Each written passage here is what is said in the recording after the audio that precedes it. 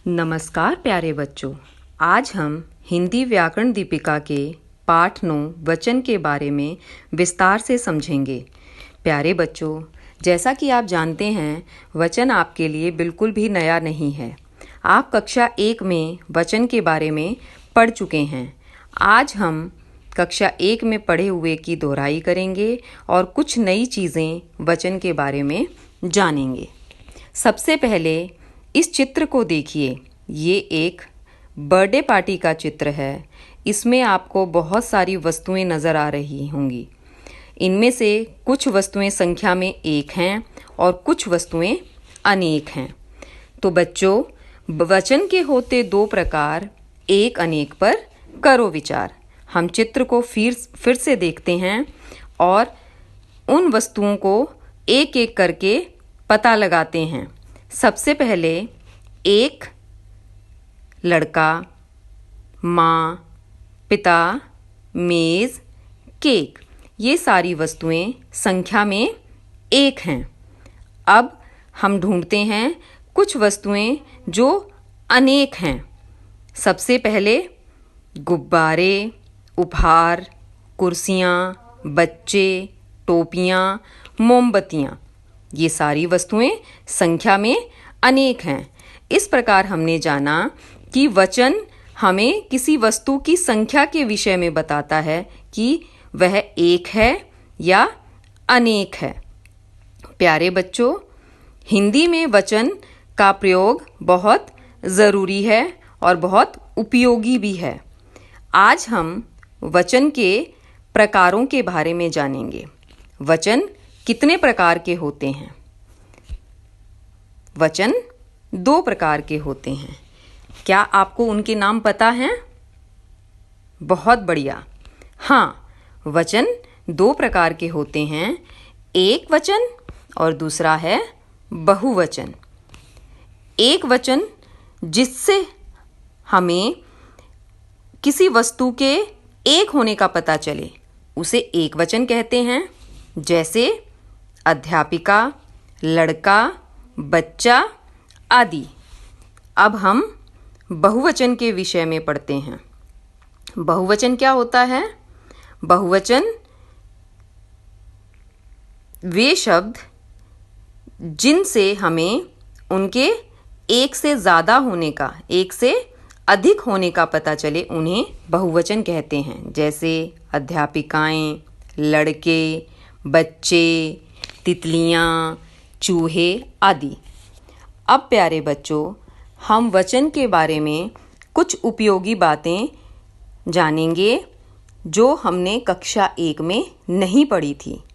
आज हम उनके बारे में जानेंगे। सबसे पहली बात, जो हमारे लिए आदरणीय होते हैं या जो हमसे उम्र में बड़े होते हैं, उन लोगों के लिए हम हमेशा बहुवचन शब्द का प्रयोग करते हैं। जैसे दादाजी बगीचे में घूम रहे हैं, माँ खाना बना रही हैं। आपने नोट किया होगा कि घूम रहे हैं, है के ऊपर बिंदी लगी है, उसे हैं बोला है। और ऐसे ही माँ खाना बना रही हैं।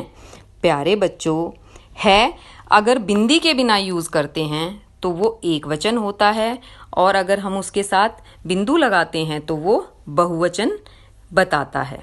यानी जब हम किसी को आदर देना चाहते हैं तो हम है के साथ बिंदी लगाकर उस वाक्य को बहुवचन बना देते हैं।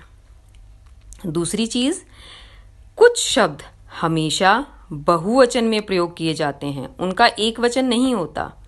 वो देखने में हमें एक वचन जैसे लगते हैं, लेकिन वो हमेशा बहुवचन होते हैं। जैसे हस्ताक्षर यानी सिग्नेचर, आंसू, दर्शन, बाल आदि।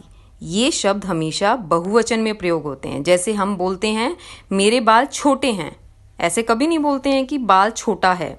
आंसू, मेरे आंसू गिर रहे हैं, गिर रहा है, आंसू गिर रहा है, हम नहीं बोलते हैं।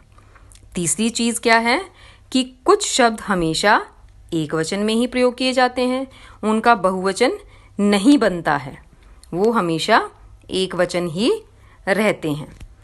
एग्जाम्पल देखिए, जैसे भीड़, पानी, जनता, सोना, बारिश, दूध। क्या होगा? दूध ठंडा है, दूध ठंडे है, ऐसा शब्द तो हम नहीं बोलते ना। दूध ठंडा है, पानी गर्म है, पानी गिर रहा है। ठीक है। अब चौथी बात क्या है?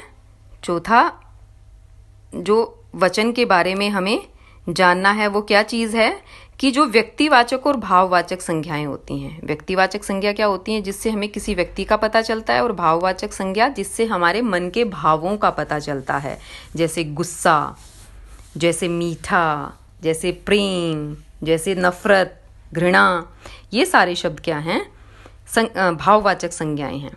इन्हें भी हम हमेशा एक वचन में ही प्रयोग करते हैं। इसका एग्जाम्पल हम देखेंगे, जैसे प्रेम, जैसे घृणा, जैसे मीठा। तो ये सारे शब्द, जैसे गंगा, हिमालय, ये व्यक्तिवाचक संज्ञाएं हैं। अब अंतिम और ध्यान देने वाली बात कि वचन बदलते समय अगर किसी शब्द के अंत में बड़ी ई की मात्रा और ऊ की मात्रा आती हैं तो हम उन्हें बदलकर क्या कर देते हैं? बड़ी ई की मात्रा को छोटी ई की मात्रा कर देते हैं। जैसे तितली, तितलियाँ। अब यहाँ लिखा है दवाई, दवाइयाँ। दवाई जो है ई बड़ी ई है, और जब हम दवाइयाँ बना रहे हैं तो छोटी ई हमने मात्रा हटा दी है। ऐसे ही तितली, तितलियाँ, बिल्ली, बिल्लियाँ, चींटी, चींटियाँ, थाली, थालियाँ, मछली, मछलियाँ। बहुत सारे एग्जाम्पल हैं, हम जैसा कक्षा 1 में भी कर चुके हैं। फिर बड़े ऊ की मात्रा, जैसे वधू, बहू, बहुएं, वधू, वधुएं। तो बड़े ऊ की मात्रा को छोटे ऊ की मात्रा में बदल देते हैं। तो प्यारे बच्चों, ये जो चीज़ें मैम ने बताई हैं, ये जो बातें बताई हैं वचन के बारे में, इनको हमेशा ध्यान रखना है। तो आपसे हिंदी भाषा का प्रयोग करते समय कम से कम गलतियाँ होंगी। अब बच्चों, हम कुछ एक वचन और बहुवचन के उदाहरणों को भी कर लेते हैं ताकि आपकी अच्छे से प्रैक्टिस हो जाए। मेला, मेले। मेला का क्या बनेगा? मेले। साथ साथ बोलेंगे। बच्चा, बच्चे। माता, माताएं। आँख, आँखें। पंखा, पंखे। रात, रातें। रातें बनाते समय बिंदी लगाई है ना। बात, बातें। पुस्तक, पुस्तकें। ठीक है। तो ये नीचे के तीनों शब्द जो हैं, इनको लिखते समय हम क्या कर रहे हैं? हमने क्या किया? इनके को लिखते समय हमने बिंदी लगाई। रात, रातें, बात, बातें। तो प्यारे बच्चों, इस प्रकार हमने वचन को विस्तार से जाना। अब इसके बाद आप वचन को अच्छे से समझ गए होंगे, और अब हम इसको घर में जाकर इस वीडियो के बाद आप दोहराई करेंगे, और अच्छे से जो एक्सरसाइज आपको मिली हैं उन्हें करेंगे, जिससे आपकी दोहराई बिल्कुल अच्छे से हो जाए। धन्यवाद प्यारे बच्चों।